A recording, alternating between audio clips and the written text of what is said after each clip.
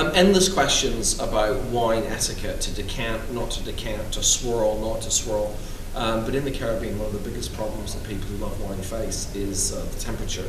And all the manuals which you read say you should serve it at room temperature, but room temperature here is 28 degrees, and so you shouldn't serve it at room temperature. So the problem is actually worse for red wines, because you have to somehow chill them.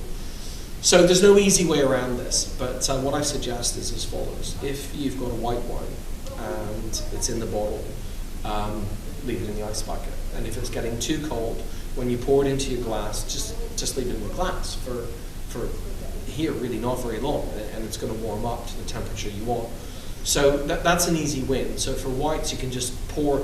People tend to pour too much, and this is the problem with this is restaurants, because restaurants in the EU, but unfortunately it's a sort of virus that started in Brussels and is spreading out everywhere. But restaurants in the EU are forced to serve either 125, 175, or 250.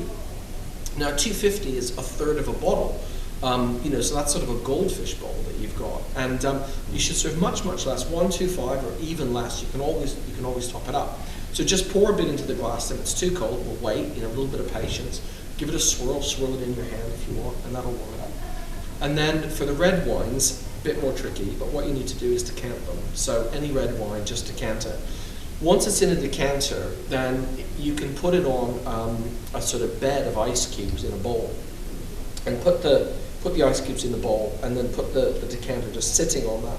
So it's not as harsh as actually putting it in an ice bucket, but it's enough to just keep it a bit chilled, and that should be perfect here to keep your reds at the right temperature.